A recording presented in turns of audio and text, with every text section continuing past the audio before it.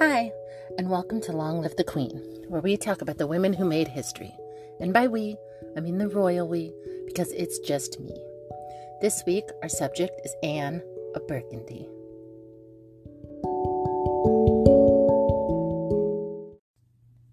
Anne of Burgundy was born in 1404, the seventh of 8 children born to John the Fearless, Duke of Burgundy, and his wife, Margaret of Bavaria. She also had a half-brother born the same year to their father and his mistress. She was born in a turbulent time, just 3 years before the Armagnac, Burgundy, and French Civil War started. And she was Anne of Burgundy, so that would be particularly relevant.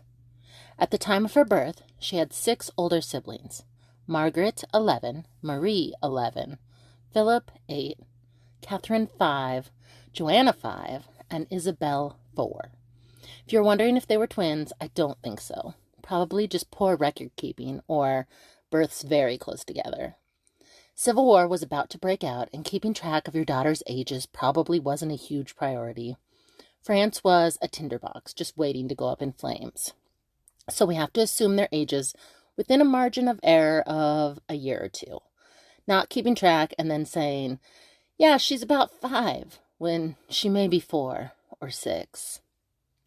Her older sister Margaret had recently married the Dauphin of France, her second cousin.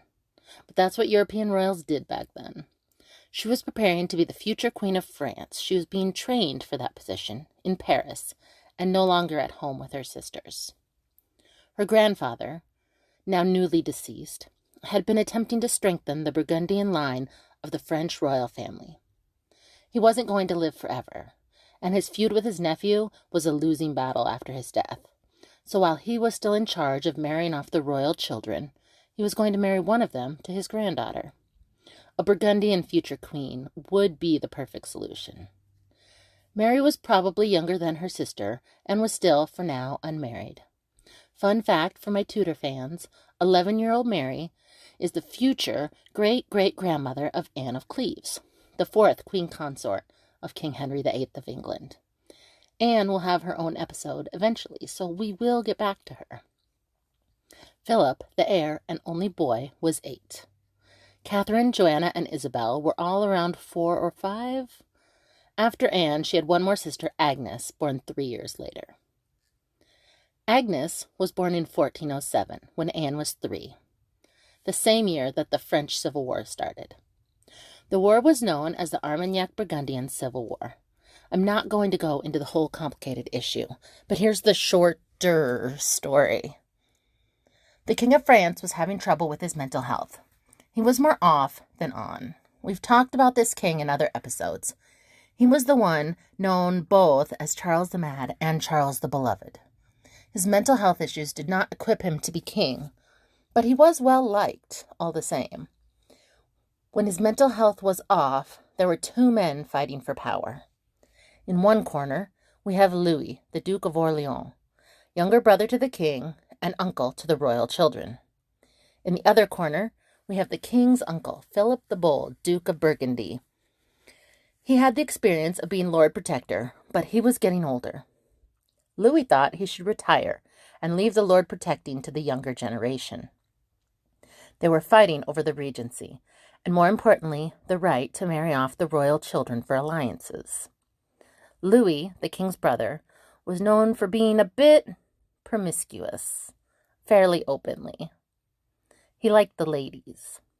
But word on the street was that he was taking liberties with his sister-in-law, the Queen of France, when his brother was indisposed with his mental health issues. Was he? I don't know. Probably not. Although it would be understandable if the queen had. With her husband being so often mentally absent, she would have been lonely. She had made official mistress an official position at court for her husband's use when he didn't recognize or was scared of his wife, the queen. She had a queen understudy for her husband's use only. And a queen's only real power for that time was how many heirs she could produce. And even with her marriage so complicated, she did produce a vast amount of heirs in quick succession. But Louis did not appreciate the rumors. The Queen and Louis did spend a lot of time together. But France had a progressive court, and men and women were allowed to be friendly. It was considered totally normal socializing for that time. Louis was the perfect person to lean on while she tried to navigate being a queen so often without a king as a partner. And it seemed that it was at least partially Louis's uncle and main rival who was helping to spread the rumor. But then his uncle died, so problem solved, right? No. Burgundy's son, and Anne's father, John the Fearless, picked up right where his father left off. And he persisted with the rumors about his cousin Louis's entanglement with his sister-in-law, the queen. Louis and his cousin John the Fearless had mad beef. Louis, as brother of the king, had higher standing to take over control. John the Fearless was just the cousin of the king. But John was fearless, so in 1407, Louis was killed, assassinated. Louis was stabbed while mounting his horse by 15 masked assassins in Paris. It was quite the theatrical production. But France was nothing if not theatrical. It was all very et tu, Brute? It was not a question of who ordered the assassination. John the Fearless admitted it was him. So boom, civil war. The Armagnacs backed Louis of Orleans' branch of the royal family. The Burgundians, of course, supported the Duke of Burgundy and his branch of the royal family. They didn't know it yet, but this civil war would last for 28 years. It was the French Wars of the Roses, 2 generations before the Wars of the Roses took place in England. Both wars were cousins fighting for power during the reign of a mentally ill king. The French king, struggling with his mental health, is actually the maternal grandfather of the English king that will also struggle with his mental health, so it probably wasn't a coincidence. It was genetics. England would have benefited from taking notes on the Armagnac-Burgundian Civil War, because history really does repeat itself. The Civil War kept the majority of France pretty busy, and the English were doing well against them in the 100 Years' War, which was also still going on. About halfway through the 28-year Civil War, the Duke of Burgundy, now Anne's brother, as her father had since died, decided that he would marry his 19-year-old sister Anne to the 34-year-old John, Duke of Bedford. John was the brother of King Henry V.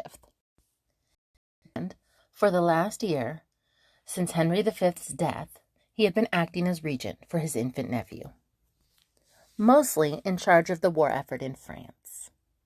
The Duke of Burgundy had too many enemies. Maybe his sister could cool the English anger. Burgundy couldn't fight a war with the English while they were still involved with their own family feud. John needed a wife and an heir. He was the heir to his baby nephew, and he had no wife and no children. If something were to happen to the baby king, John would be the new king, and Anne would be the queen. But for now, she was a royal duchess, the second highest ranking woman in England, only behind the king's own mother. This marriage was to cement an alliance with Burgundy, hopefully helping them against their cousins in their civil war. The Burgundians were sending a French noble girl to an English noble to signal, "The enemy of my enemy is my friend." Anne and John seemed happily married, despite the 15-year age gap. A happy marriage was a rare opportunity to be afforded only to very few noble women in medieval Europe. Anne would have been the second highest ranked woman in English court. The only woman who outranked her was the baby king's mother, Dowager Queen Catherine. Queen Catherine was the niece of the assassinated Louis of Orleans. Anne was the sister of the man who ordered that assassination. They were also sister-in-laws, Catherine having married the now deceased king, and Anne marrying that same king's brother, the man now running the war effort on behalf of Catherine's baby king against Catherine's own father. So, sister-in-law awkwardness ensued. Back to Anne and her English husband John. They spent a lot of their time in Calais for John's work, and that would have felt more at home to the French Duchess. Calais, after all, was on the other side of the Channel, over by France. John was the more serious uncle of the king. He was the war guy. His brother Humphrey was in charge of other things back home. But occasionally, Humphrey, the forever good time guy, wanted to get his war on, and John spent much of his time trying to be a peacemaker between his brother, the Duke of Gloucester, and his brother-in-law, the Duke of Burgundy. Enter the third sister-in-law, Jacqueline of Hainaut. There was French family drama here, too. Jacqueline was in English court, attempting to gain English assistance against her cousin, Anne's brother, the Duke of Burgundy. Jacqueline's mother was the sister of Anne's father. Long story short, both of Anne's two sister-in-laws had beef with Anne's brother, because all three sister-in-laws were French nobility and involved in the family feud across the Channel. Though the brothers seemed to be supportive of each other, their wives weren't always included in that. Humphrey was clashing with his sister-in-law, the Dowager Queen. Humphrey in Parliament passed a law that the Dowager Queen Catherine couldn't remarry without her son's permission, and her son was 6, and far from being old enough to give permission. She had, for a while, been interested in the possibility of marrying her late husband's cousin, Edmund. But he was already a very powerful man, and his cousins were worried that a marriage to the young, beautiful Dowager Queen would make him too powerful to control, and that possibly he would become a larger influence than they were for the child king. They had scared off her suitors by saying any man who married the queen without permission would lose all of their titles and their lands. So they better love her because they would be very, very poor. No one stepped up to that challenge. A couple of years later, Queen Catherine did find a man interested in the challenge, because he was already poor. Queen Catherine, now pregnant, ran off with her Welsh boyfriend, a commoner who had worked in her household, Owen Tudor. If you are wondering if there's any relation to the Tudor royal family, yes. Yes, there is, and this would be the start of it. While the king's mother was off in the country with her Welshman, France continued fighting with England and with itself. From October of 1429, Anne and the Duke made their home in Normandy.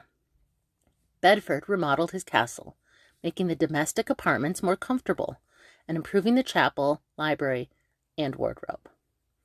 John was 40, and 40 was a lot older in the 15th century than it is now. He strikes me as a man that wanted to slow down a little.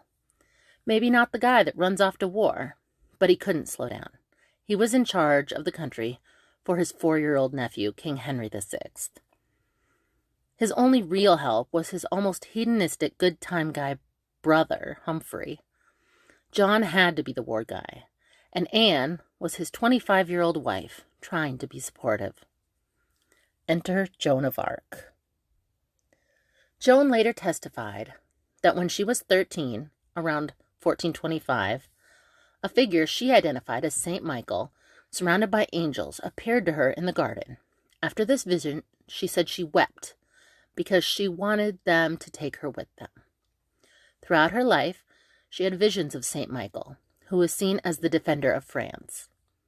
She stated that she had these visions frequently and that she often had them when the church bells rang. Charles, the Dauphin of France, was fighting for his throne. His father had disinherited him and named his sister's husband as heir. His sister was none other than the beautiful Dowager Queen of England, now living in the country with her Welsh boyfriend and new baby. But the named heir, Catherine's first husband, had died, leaving only a baby son to take over. So the option for France was the disinherited prince or a foreign baby king. Prince Charles agreed to meet Joan for the first time in 1429, when she was 17. Not necessarily because he believed she could help him, but more likely that he was desperate for any allies he could get. And allies that claimed to speak with God were all the better. There were rumors that Prince Charles may not have been the son of King Charles the Mad, his father. Remember the rumors that Louis was sleeping with his sister-in-law? Now, word on the street was that Louis was the real father of his nephew, probably, again, spread by the Burgundians, and now with the help of the English. Joan assured Prince Charles that he was the son of his father, and that he was meant to defeat the English and be the King of France. God had told her this. This was great news for Charles, who also couldn't be certain of who his father was. Paternity tests didn't exist. And whether Louis was his uncle or his father, there would be reason for family resemblance. He was the brother of his father. Charles and his council needed more proof than a teenage girl who spoke to dead saints. They had her examined by a council of theologians who declared that she was a good person and a good Catholic. But that's all they knew. Good person, good Catholic. They did not know if she spoke to the saints. So they suggested that the king send her off with the army to check if God supported her. If God was on her side, she would win, despite the fact that she was a teenage peasant girl. Because that's what they did back then. Though not usually with teenage girls, so that part was new. Joan was then sent to be examined by some French noblewomen to check if she was a virgin. Why? They found that very important in the 15th century. This was meant to establish whether or not she was the prophesied Virgin Savior of France. Also, to show her devotion, and to prove she had not consorted with the devil. Because everyone knows that's how you could tell if a female had consorted with the devil. Sex. Why is it always sex? None of the men ever got accused of banging the devil. She was determined to be a loyal virgin with no obvious relationships with the devil, so I guess good news for her. Charles was convinced and commissioned armor be made for Joan. That was all it took. Confirmation that she was a virgin and a bishop saying, yeah, she seems nice. She designed her own banner and started calling herself Joan the Maiden, really trying to emphasize her virginity. If her virginity had to be investigated and confirmed, she was definitely going to use that to her advantage. Good for her. That's all I have to say about that. She arrived to help the French army against the English, and her personality alone began to inspire the French troops and raise their spirits. This war had previously been about inheritance and succession laws, but Joan the Maiden turned it into a religious fight. France thought God wanted them to win, and Joan was proof of that. Joan had initial success and even went with Prince Charles to be officially crowned as the new King of France. Joan had done what she claimed God had wanted her to do. But the success was followed by a few losses to the English and their now friends, in heavy air quotes, the Burgundians. The Burgundians managed to capture Joan of Arc. So now what to do with her? The English wanted her.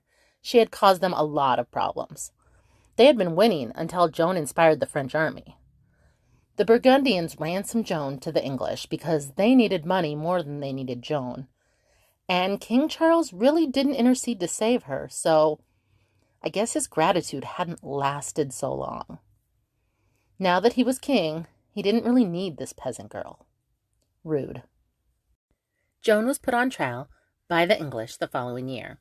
She was accused of having blasphemed by wearing men's clothing, i.e., not a dress, of acting upon visions that were demonic, and refusing to submit to the church because she claimed that she answered to God alone. Although she was a good Catholic, some Protestant tendencies were showing through.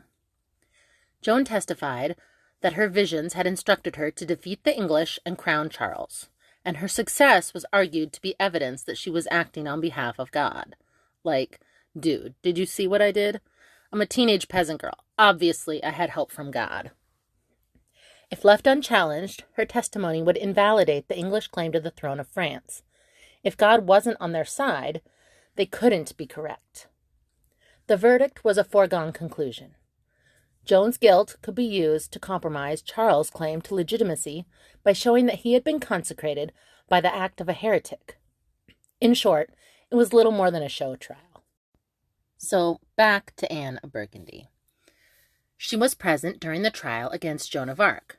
She herself, or the women of her household on her behalf, examined the virginity of Joan of Arc again, and confirmed her to be a virgin again. That poor girl. How about it's none of anyone's business but Joan's if she's a virgin or not? How about that? Anne was reportedly impressed by Joan of Arc and gave orders that no man, guards, or men of high rank were to touch Joan during her imprisonment. During the trial, Joan showed great control. She induced her interrogators to ask her questions sequentially rather than simultaneously. I don't know why that wasn't the standard already. Refer back to their records when appropriate, and end the sessions when she requested. Witnesses at the trial were impressed by her prudence when answering questions. For example, in one exchange, she was asked if she knew that she was in God's grace. The question was meant as a scholarly trap, as church doctrine held that nobody could be certain of being in God's grace. If she answered positively, she would have been charged with heresy. If negatively, she would have confessed her own guilt. Joan avoided the trap by stating that if she was not in God's grace, she hoped God would put her there. And if she was in God's grace, then she hoped she would remain so. She out-tricked their trick question. One of the court notaries at her trial later testified that the interrogators were stunned by her answer. To convince her to submit, Joan was shown the instruments of torture. When she refused to be intimidated, they decided against torturing her, because that wasn't a great look. Public heresy was a capital crime in which an unrepentant or relapsed heretic could be given over to the judgment of secular courts and punished by death.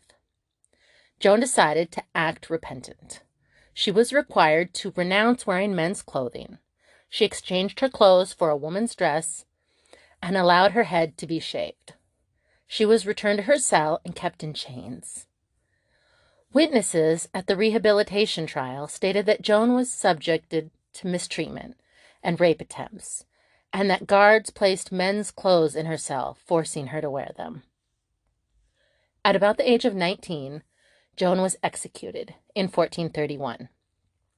In the morning, she was allowed to receive sacraments despite the court processes requiring that they be denied to heretics. She was then publicly read her sentence of condemnation. She asked to view a cross as she died, and was given one by an English soldier made from a stick, which she kissed and placed next to her chest. The processional crucifix was fetched from a church nearby. She embraced it before her hands were bound, and it was held before her eyes during her execution. She was then burned at the stake. Anne attended the execution of Joan of Arc. I don't know what it would feel like to watch a teenage girl being burned alive. Beyond horrible. I don't know that there are words.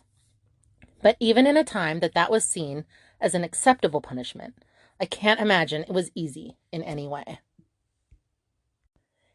Anne didn't have to struggle with that memory very long, though. She became extremely ill, I think from the plague, though it could have been another illness.